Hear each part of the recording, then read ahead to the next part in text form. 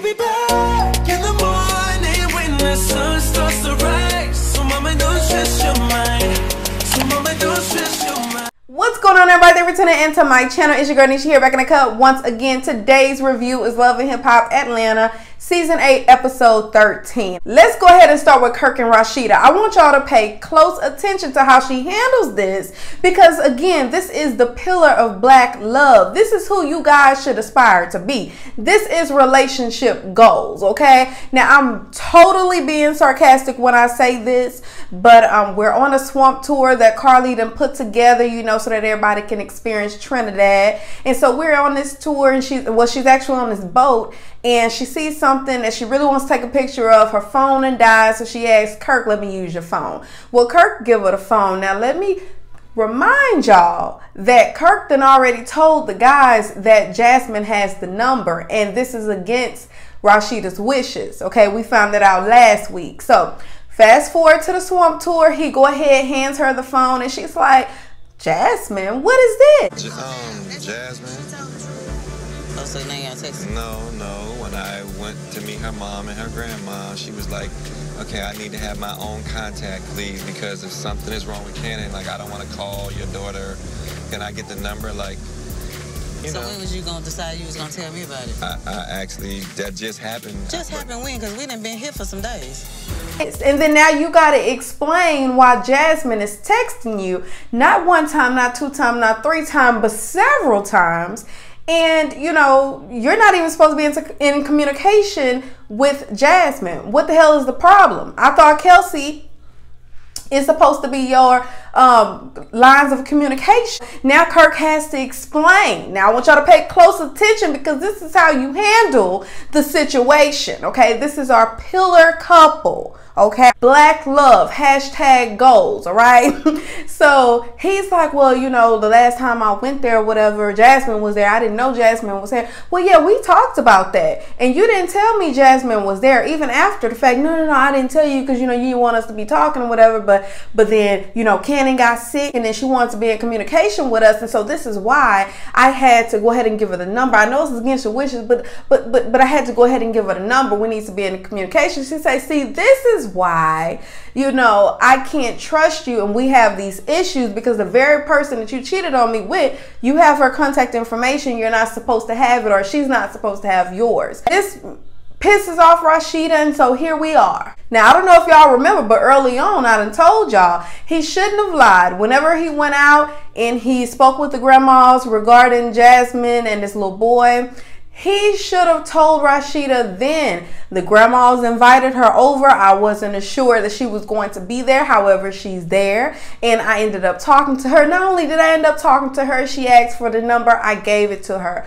Why are you lying? This is absolutely no. This is everything you don't do in a relationship, okay? See, I done told these people they giving Kirk and Rasheeda too much credit for the shit that they done been through. I done told y'all they gave this girl and her husband way too much credit because now she's pissed off. Now, I done already told y'all how I felt about the fact that Jasmine has his number. I feel like there should not be anything wrong with it. I think that for Rasheeda to say that I don't want you to be in contact with her is a little bit too much.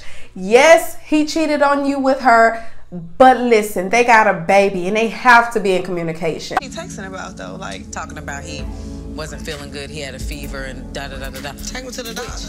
Right. Like me and my husband, we live in the same house. If my baby is sick, I ain't calling him while he at the studio. I'm gonna take care of my baby. You know what I'm saying? And we live in the same house together. He's your child. You know, he's connected to my children and my family. So I'm not saying don't be there, but I'm saying you're gonna communicate with me and we're gonna have some straightening on how this is gonna go down. We all know women always end up taking care of the child, and I don't really think that's Jasmine's concern. I think Jasmine wants the child's father, who is very, you know, hey, he can be involved. You know, I know who he is. He's very successful. You know, he is actually wanting to be in Cannon's life. I think that what Jasmine wants is for him to be involved. I don't think it has anything to do with the fact she can't take care of him. I mean, listen, she got grandmas. She got both generations around. I mean, I'm pretty sure they can get around. Pooh and Carly, y'all. No matter how we feel about what's going on, no matter how much we all feel like this is being drug on, no matter how much we all say that, you know what, y'all should agree to disagree, no matter how many times Pooh says it happened and Carly says it didn't, we're still here. We're still talking about this threesome that allegedly happened, but nobody really wants to take ownership that it actually happened. Nobody wants to admit that they all was in that thing together. Okay, I done told y'all now at this point, I feel like Carly is lying. She's just embarrassed. But now we're here, still here, haven't moved. And so now Carly says, you know what we can do? Let's go take a lie detector test. I administrate it because guess what? I don't have no dog in this fight. Let's do that. I do believe that lie detectors work, and I'm tired of this bullshit that's going on. If Pooh's been lying all this time, she's going to hell. And Carly, if you're lying, I can see why you would lie. I would have lied too. Somebody bringing out all that kind of talking about I probably would have been like, hell no, I ain't did it either. Everybody wants to get to the nitty gritty, and so eventually we're going to do that lie detector test, okay? Now, I would really hope that Carly doesn't embarrass herself, but then again, it's just, you know, it adds more layers to her character on Love and Hip Hop. As far as Pooh, I would really hope that she is, you know, not made a fool of. But again, you know, it adds more layers. It makes her storyline just a little bit more interesting, and then we get to actually see what's going on. Mack And Made Man, okay? So she's been nursing him back to health. And he's very appreciative of that, okay? And this is actually starting to, you know, blur some lines because, you know, we actually were going to move on with our lives. We took Gingy, we moved out the house. I don't know where we moved, but we're no longer in the house that I pay for or that, you know, Mona paid for, whoever, okay? We decided to move. But now Mack is, you know, she's helping him. She's nursing him back to health. And she's like, you know what? He really wants me and the baby to move back. I don't know how I'm feeling about it. Yeah, I had to drop Gingy off to her. Girl, he got shot in the hip. Now I'm torn between the two. It's like a tug of war because, you know, I moved out. I found out he was cheating. We rolled out. I got my own place. Boom. And then this happened. He gets shot. It's like I had to go back and help him get better. And I'm like, damn, I was just away from you, getting over you. And it's like, damn, he want me and Gingy to come back home. I mean, basically, Mack is considering going back to Made Man. I think this is an absolute disaster, especially considering the fact that this is not his first time he done cheated on you. He's done it several times per you. And so I feel like it's a horrible idea. Of course he's gonna need you because he just got shot. You know, he needs some help getting himself back together, okay? That's what he needed you for. You're the nurturer, okay? You're doing what he loves. That's the quality in you that he loves. But once he gets himself back together, once he's able to run like you want to run, once he's able to move like you want to move, honey, he's just going to go on back out there and mess with Tom, Dick, and Harry, whoever in hell he decides to want to be with. And you're going to be stuck in the same situation, maybe with 2 boxes of condoms this time, and then you're going to be upset that you done went backwards. So let's save yourself the embarrassment and let's not go that way. It was like that a lot of times, and sometimes your past represents the present because that still could be who you is. And I haven't seen no type of change in nothing. If I don't have nothing to secure me, I am not securing this relationship no more. I got some things in the making. Well, I got some things in the making too, and I gotta go. Where you finna go? So I was really proud of her when she, you know, they went walking and she was like, look, he said, yeah, I really wanted to be like it used to be. And she was like, you know what? She thought about it. And then she said, you know what? Let's continue to co-parent. I can't do it. You're embarrassing me. We can't go back that way. We're not good for each other. And I was like, you know what, Mack, I was upset with you, especially in the beginning. But now it seems like your backbone is starting to form. So I feel you right now, girl. Don't go back that way.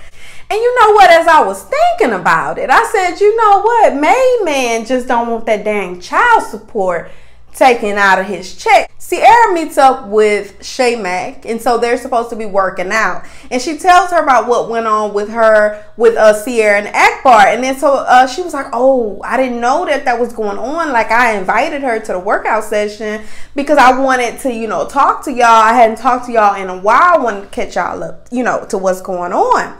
And so, long story short, good, Sierra and Agbar end up getting into it. Agbar feels like Sierra's just all in her business. She's doing too damn much.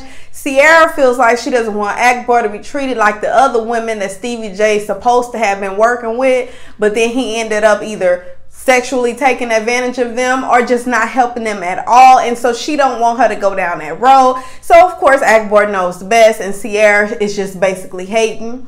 And Sierra's like, look, I know all these other girls, all my other friends that he didn't try to, he's supposed to be helping, but he didn't help her. And she's like, who friends? What friends? You don't got no talented friends. So basically, because y'all know Agbar thinks she's just the baddest rapper alive, even though nobody really knew who she was until she had got into it with what? Tommy. And then even after that, we didn't know who she was no more until she came into what? Love and Hip Hop. So I'm just saying, Agbar, you like to claim like you the queen of Atlanta and all this other stuff, but nobody know who you are, but we just gonna let you live. Mack also let Sierra know that Scrap De Leon is into her or whatever, but we already knew that. Spice finally made it to Trinidad and she's feeling herself. She, you know, she talks about how she went to Gambia, she performed, everything was good. She was nervous about performing Black Hypocrisy because down there, like, everybody's bleaching their skin. It's a thing, apparently. And so she was nervous about doing it because the point she's trying to make really doesn't matter to them because they've already done the damage.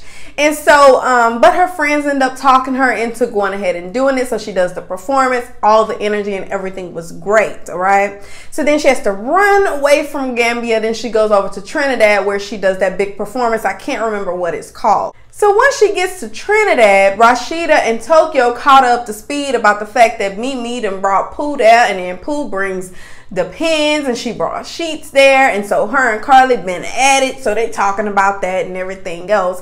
I was surprised at this point that Rasheeda didn't tell her about what happened with Kirk, because you telling everybody else business, but of course we don't like to spill our own. Sheets and some Pampers in a bag, girl, threw it on the table. So, girl, at this point, I had clicked out. You know, I ran over that bitch. I was on. No, Spice. Tokyo ran after Pooh in 2.2 seconds, was about to break her neck. Cause you're not finna come out here and play with none of us on this trip. We've been having fun, though. Yes, overall. We've been having It's fun. a great trip. We've been enjoying ourselves. It's something new and full. Oh, my God. And Spice is just tickled in her little tummy because she's like, oh, my goodness, this is all crazy. This is going down. Like, are you serious right now? Spice assures us that she's not going to destroy her beautiful black melanin. She's going to leave that thing just as it is. And so this pleases Rasheeda and Tokyo especially because they look like, listen, girl, we want you to embrace yourself. You know, don't feel like you need to change yourself in order to prove a point. So the performance overall was a success. Everybody was doing a dang thing, especially your girl Spice was out there twerking. I was like, Spice, you make me want to twerk something, but I ain't got nothing to twerk, okay? All right, y'all, that's all I have for you guys. Get into the comments. Let me know what you thought about this episode, and until next time, bye.